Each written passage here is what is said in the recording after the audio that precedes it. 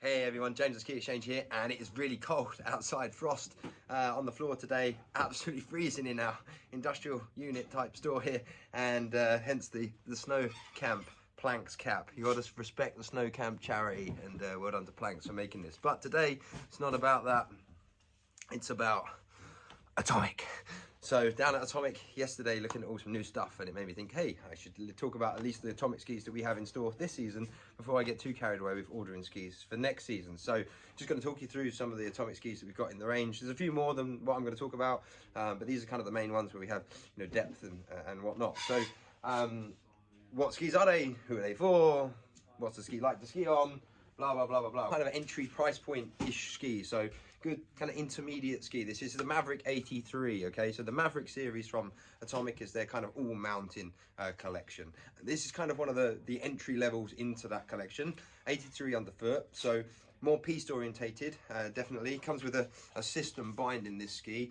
And you can see from the side of the ski, the construction, you've got this kind of ABS sidewall up to around here, and then that kind of cap construction in the tip that makes initiating the turns a little bit easier. But it still gives really good stability. I really like the ski, nice and light, easy to use, pretty quick edge to edge, and a little bit wider than your kind of standard piste skis to deal with that kind of slough on the piste, a little bit of fresh snow off to the side perhaps. But yeah, generally good confidence inspiring ski.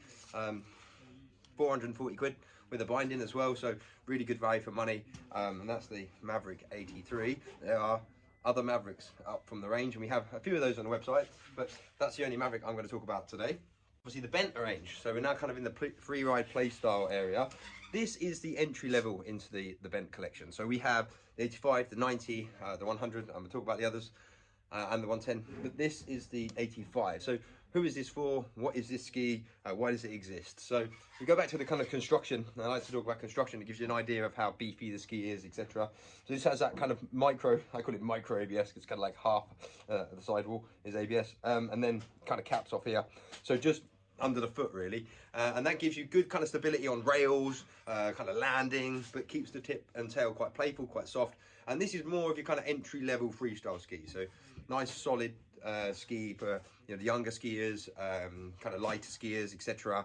Good in the domes, not for your heavier kind of hitting big kickers kind of guy. More of you kind of my first twin tip, getting into comps and stuff like that, but a great ski for that. If you're skiing in the domes and you want a ski that you can just trash, that's not going to cost a fortune, brilliant for that too. Nice and light, nice and soft and buttery as well, and stable underfoot when you're hitting those rails. So 299, we've got that, 320 the retail on that ski. So you can package that with a binding for kind of that £400 mark. So that's a really good option for those looking for that twin tip ski at kind of an entry level. So a lot more ski when you go up to the bent 90. So now you're into this kind of better construction, so all the way up the ski pretty much, just apart from the very tip there. And then you've got this Horizon technology in the tip of the ski, which just helps move that snow out the way. Really nice and playful. This is a much more solid ski than the last ski. So yeah, really nice. You can package this with a binding, get it kind of a really good competitive price point as well, that kind of 550 sort of price point with a binding on there. So yeah, that's the bent 90, great ski. Nice, playful freestyle, but directional freestyle ski. So still a good ski to ski across the mountain. You know, it's not a true out and out symmetrical twin tip on that.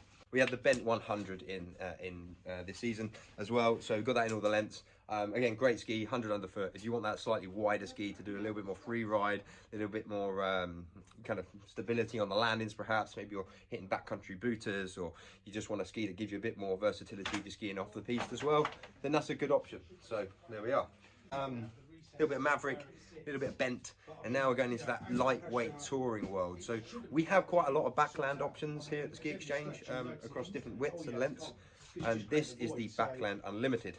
The Backland Unlimited weighs absolutely nothing, but actually skis incredibly well considering how light it is. So you can obviously have integrated skin. Every Backland ski can come with an integrated skin under 95, so up to the 95. The 100 you can't do that yet with Atomic, but everything under that you can buy the integrated skin, so it clips in nice and easy, it's pre-cut and off you go.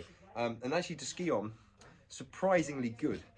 Considering how light it is. It uses a lot of carbon in the ski, which gives it good torsional strength. And these aren't like touring skis where years and years ago I used to import a touring brand into the UK over 10 years ago, and they weren't great to ski on. They were good for going up. They were light.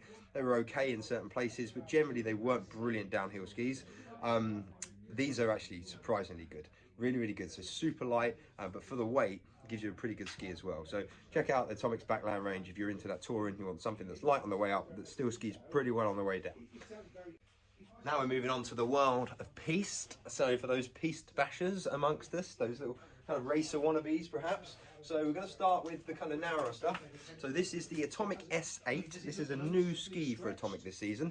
So this ski basically is a detuned race ski. So sits under the S9, which is their race department slalom ski, okay, which you can have as FIS and you can have as non-FIS as well. But this kind of sits in between that ski and what was the S7, which was kind of a solid ski, but you know, a bit softer. This is a proper piste performance ski with slalom pedigree. So that's the new S8 from Atomic. Got the kind of same race colorways, full ABS construction, nice binding plate on here as well. You got really good binding. Set up a pair of these this morning, funny enough, and for a customer. And yeah, they are a cracking ski. Really sounds like a bit of me, James. I fancy that, but I don't like those shorter turns. I like a bit more, a kind of longer, cruisier turn. You know, get it on this edge and hold it there for a while. Well, there you go. You can have the G8 then instead. So the G8 comes with a slightly bigger turn radius, designed for that more GS style of skiing. Yeah, basically same sort of story. You know, sits just below the G9. And just, yeah, really good cracking ski. They got the Reaver shock on both of them, the carbon Reaver shock, which keeps the lightness, it keeps it nice and quick edge to edge and stops it being overly stiff at slow speed, so you can still ski with a family, but also just dampens the ski then when you're absolutely hanking it. So yeah, really nice couple of skis, the S8. I want to get into the world of Redster Q. So again, we got a few different ones of these at the Ski Exchange. I'm going to talk about two today. This one first, this one we did last season. Great ski. And sold out completely last year, already selling reasonably well this year as well. So this is the Atomic Redster Q 7.8. So the idea behind the Redster Q range, and you may have seen one of my videos about it last season when I was in the Atomic showroom, is that it's designed for that kind of wider bodied piste skier. So someone who wants a piste ski but wider body. Think North American piste market, okay, if you want to put it in a particular category. But certainly in the European markets where you get that artificial snow mixes with the new snow, you know, can get a bit varied, chopped up on the piste as well. Great for that too. These are still very much piste skis. They are just a bit fatter. So the 7.8 is 84.5 underfoot, I believe. It will tell me on the tail. But this is a cracking ski. And there you go, 84, no 0.5. Had turn radius just shy of 14 meters in this length. And so very turny, powerful ski, but slightly wider in the shovel, you know, that 84 underfoot. So it gives you that little bit more of an all-mountain type body, but with the power of a piste ski. So it skis incredibly well edge to edge, sails through the crud, probably a little heavy to ski like deep powder or anything much more than kind of a foot or so because of the way it's designed to be.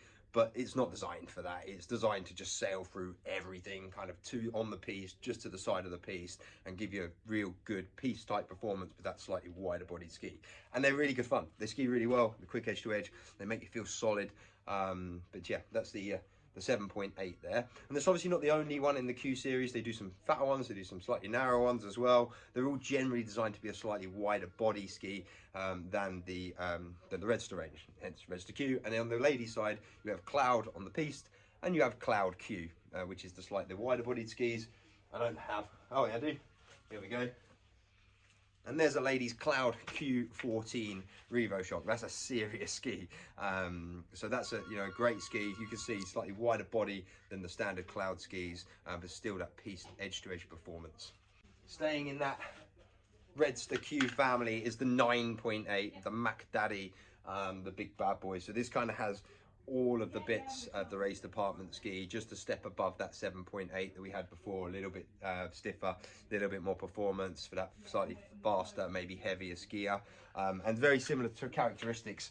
So this one being 84.5. That's where I got the 84.5 from. It was on this one. So very similar side cut to the last ski, but just a bit beefier, you know, just a bit more power in the ski. A little bit of a quick overview, not that quick I suppose, but an overview on some of the Atomic skis we've got in store this year. Atomic skis are all made in Austria, great brand, great skis. Not for everybody perhaps, everyone has their own flavors, but maybe there's something in there that sounds like it's for you.